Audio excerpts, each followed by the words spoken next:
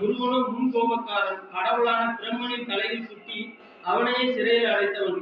எனவே என்ன செய்யலாம் என்று சிவபெருமான் யோசித்தார். இப்ப இந்த இடத்துல என்ன வருதுன்னா, சிவபெருமான்ட்ட 2 பிள்ளைங்க இருக்காங்க. கணபதி இருக்காரு, முருகன் இருக்காரு. இதுல கணபதி பாரதம் என்னும் நூலை எழுதிட்டு இப்பதான் இருக்காரு.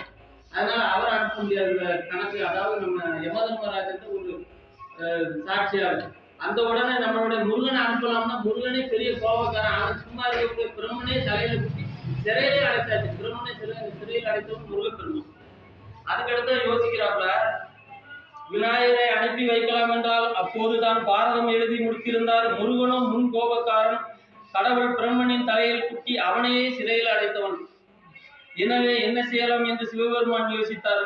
உமாதேவியிடம் ஒரு பலகையும் வண்ணங்களும் தூரிகையும் கொண்டு வர சொன்னார். அந்த இடத்துல உடனே என்ன சொல்றார், உமாதேவியிடம் வண்ணங்களும் தூரிகையும் கொண்டு வர சொன்னார். பின் பச்சை, நீலம், மஞ்சள், வெண்ணை, சிவப்பு என 5 நிறம் கொண்டு தன்னை போலவே ஒரு அழகிய உருவம் வரைந்தார். அதாவது சிவபெருமான் அந்த சுவர் தன்னை போலவே ஒரு அழகிய உருவம் வரைந்தார். பார்வதியை பார்த்து சித்திரம் எப்படி இருக்கிறது என்றார். அழகாகத்தான் இருக்கிறது. வலது கையில் தங்க எழுத்தாணி, இடது கையில் ஓலைச்சுவடி. இவற்றுடன் என்ன செய்ய போகிறார் உங்கள் சித்திரபுத்திரன் என்று கேட்டார் சக்தி. நான் புத்திரன் இந்த இடத்துல என்ன சொல்ல, உங்களுடைய சித்திரபுத்திரன் இடத்துல அப்படி சொல்லக்கூடாது. நம் புத்திரன் என்று சக்தியின் வார்த்தைகளை திருத்தினார் ஈசன். பொறுப்பகலையில் இருந்து வெளியே வந்த புதல்வன் உலகம் மாதா பிதாவாகிய பரமேஸ்வரி பார்வதி பாதங்களை பவ்யமாக பணிந்து கைகட்டி வாய்பத்தி நின்றான். சித்திரகுப்தனை அருகில் அழைத்து உச்சி முகிர்ந்து விபூதியிட்டு வலது காதில் சிவனும் உமையவளும் சித்திரகுப்தா என்று பெயர் சொல்லி அழைத்தார்கள்.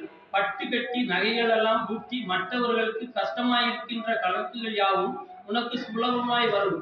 சிரஞ்சீவியாய் எப்போதும் சீவராஜிகளின் பாவ புண்ணிய கணக்குகளை எழுதி கொண்டு என்று ஆசிரியர் அந்த இடத்துல என்ன சொல்றாங்கன்னா, அதாவது சித்திரரை நம்ம பரமசிவன் அருமையா ஒரு 5 கலர்களால வச்சு வரைஞ்சாச்சு. வரைஞ்ச இடத்துல அம்மா படம் எப்படி இருக்கு, சித்திரம் எப்படி இருக்குங்கிற உங்களுடைய சித்திரபுத்திரன் நல்லா இருக்காரு, உங்களுடைய சித்திரபுத்திரன். அந்த உடனே பரமசிவன் உங்களுடைய நம்மளுடைய புத்திரன் அப்படின்னு சொல்லி அவருக்கு காதல் அந்த படத்துல இருந்து வெளியே வாராப்புல சித்திரபுத்திரன் படத்துல இருந்து வரையும் காத்துல போய் உங்களுடைய பேர் சித்திரகுப்தன் அப்படின்னு சொல்றாங்க.